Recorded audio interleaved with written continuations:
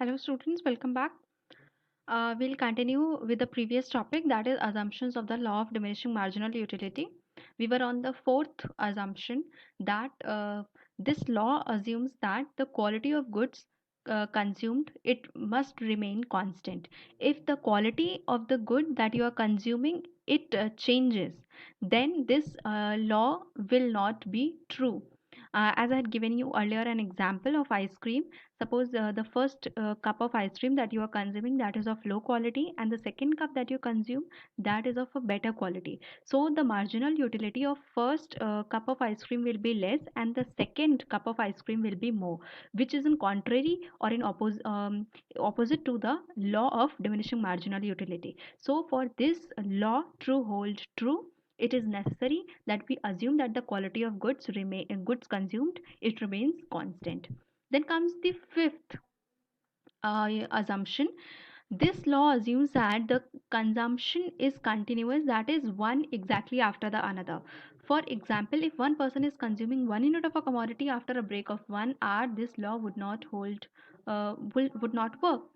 For example, if we talk of thirst, if you are thirsty and you are offered a glass of water, you drink it, and then after 2 hours, you drink another glass of water. So here, this law will not apply. This law will not work because here is a gap of 2 hours. So in this 2 hours, your want will arise again, because we have already discussed in first chapter that wants are recurring in nature. They happen again and again. They turn up again and again. आपको बार बार प्यास लगती है, ऐसा नहीं that you have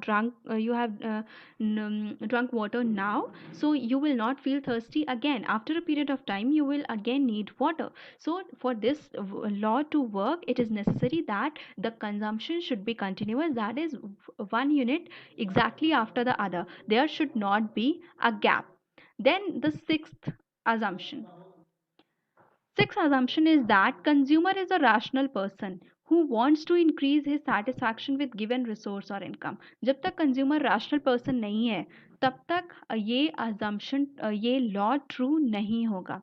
So for a who is a rational consumer, who is a rational person, जो भी इंसान अपने गिव दिए हुए रिसोर्सेज का यूज करके मैक्सिमम सेटिस्फैक्शन गेन करना चाहे, वो एक रैशनल कंज्यूमर कहलाएगा. So when we are talking about the law of diminishing marginal utility, we assume that the consumer that we are talking about, the consumer who is consuming those particular commodity, those particular units of the commodity, he is a rational person. Then the seventh assumption is that the consumer's behavior is consistent and it does not change frequently. It is very important that the consumer's behavior should remain consistent.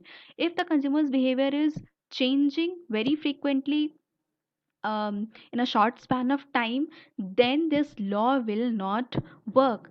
Suppose this at this hour I like the ice cream, and then another hour I do not like the ice cream. So this should not be there. The behavior of the consumer should remain constant. The eighth assumption is that the income of the consumer remains constant, and it is one of the most important assumptions of the law of diminishing marginal utility. If your income is changing, then the satisfaction that you get from the consumption of a particular commodity, that will also change. Because when income is changing, then that means the resources that you have, the means that you have to purchase those goods, that is also changing. So this concept of utility, the concept of satisfaction, is very much related to the concept of money. If the income of consumer changes, then the satisfaction that he gets from the consumption of a commodity will also change. Okay, then coming to the concept of consumer's equilibrium. What is consumer's equilibrium? So equilibrium, to tell you, is basically a point or a stage when a body or a person is at rest. That means when you have reached a stage that you do not want to change your position. So consumer के लिए ये point कब होगा, consumer के लिए equilibrium की position कब होगी, when the consumer is having maximum satisfaction out of his limited income. उसकी जो भी लिमिटेड इनकम है उसका यूज करके उसे मैक्सिमम सेटिस्फैक्शन मिल रहा हो, वो कंज्यूमर का इक्विलिब्रियम पॉइंट होगा। और कोई भी कंज्यूमर अपने इस इक्विलिब्रियम पॉइंट से मूव नहीं करना चाहेगा। अपना जो खर्च करने का तरीका है, उसके जो भी इनकम है, रिसोर्सेज हैं, उसको वो जहाँ भी स्पेंड कर रहा है उस तरीके में वो चेंज नहीं लाना चाहेगा। Because why would he not want to change it? Because the satisfaction that he is getting at this point, at the point of equilibrium, that is maximum, and no rational consumer would want to change this his position from a maximum satisfaction. कोई भी इधर उधर कोई भी rational consumer अपनी position नहीं change करना चाहेगा, अपना एग्जिस्टिंग एक्सपेंडिचर का जो वे है उसको चेंज नहीं करना चाहेगा, क्योंकि अगर वो किधर भी मूव किया, उसने थोड़ा सा भी चेंज लाया अपने एक्सपेंडिचर के पैटर्न में, then his satisfaction will fall, decrease होगा सेटिस्फैक्शन में, and no rational consumer would want that. So what is consumers equilibrium? It is a situation of rest where consumer is having maximum satisfaction out of his limited income and he does not want to change the way of existing expenditure. तो ये किस पे depend करता है? तो basically the consumer's equilibrium depends upon the behaviour of the consumer. हर एक consumer का अपनी इनकम खर्च करने का तरीका अलग होता है, और वो कैसे अपनी इनकम खर्च करता है, उसका क्या बिहेवियर है, दैट इज़ वेरी डिफरेंट. तो कंज्यूमर क्या चाहता है कि उसको जो भी गुड्स की ज़रूरत है, no person can live with one particular commodity. उसको कई सारे, हर एक इंसान को बहुत सारे गुड्स की ज़रूरत होती है. तो कंज्यूमर क्या चाहता है कि उसको जो भी गुड्स चाहिए उसको वो ऐसे मैनेज करे, इस क्वांटिटी में खरीदे दोनों गुड्स को कि जो उसको सेटिस्फैक्शन मिल रहा है दैट शुड बी मैक्सिमम, और इनकम जो उसकी स्पेंड हो रही है that should be minimum. Okay, suppose आपका बजट है 100 rupees and you want to buy two goods X and Y. तो आप एक्स की कितनी यूनिट्स खरीदो और वाई की कितनी यूनिट्स खरीदो कि आपका 100 रुपीज़ में दोनों आ जाए और आपको जो मिलने वाला सेटिस्फैक्शन हो वो मैक्सिमम हो. And if you are getting the satisfaction which is maximum, then that will be your equilibrium. So there are two factors which determine or which guide the consumer behavior. The first factor is that every consumer tries to maximize his satisfaction by consumption of goods and services. As I had already told you that every rational consumer would want to maximize his satisfaction. कोई भी अपना satisfaction, उसको जो utility मिल रही है वो कम नहीं करना चाहेगा. So this is the first economic factor, and the second economic factor is that the level of income in the hands of consumer remains fixed at a given point of time. Consumer की income fixed रहती है. Okay, so the laws of diminishing marginal utility, the assumption of it, they apply here as well, that consumer is a rational person who wants to maximize his satisfaction, and the second, the level of the income of the consumer, that remains fixed when we are studying his equilibrium. Okay, next is the consumers equilibrium in case of a single commodity. अब हम ये कैसे पता करेंगे कि किस point पे consumer का इक्विलिब्रियम है, किस पॉइंट पे उसे मैक्सिमम सेटिस्फैक्शन मिल रहा है? तो हम इसमें कमोडिटीज़ के लिए अलग स्टडी करते हैं. एक सिंगल कमोडिटी का अगर हम कंज्यूमर इक्विलिब्रियम देख रहे हैं तो उसका स्टडी करने का तरीका अलग है, and for two commodity it is different. So first coming to a single commodity, जब हम सिर्फ एक कमोडिटी को कंज्यूम कर रहे हैं और उससे हम मैक्सिमम सेटिस्फैक्शन चाहते हैं, तो हम उस मैक्सिमम सेटिस्फैक्शन के पॉइंट तक, अपने इक्विलिब्रियम पॉइंट तक कैसे पहुंचेंगे? तो ये पॉइंट तब आता है when he is buying such a commodity which gives him maximum satisfaction. इस क्वांटिटी में आप उस गुड को खरीदो कि आपका सेटिस्फैक्शन मैक्सिमम हो, वो आपका इक्विलिब्रियम का पॉइंट होगा. And what is that point?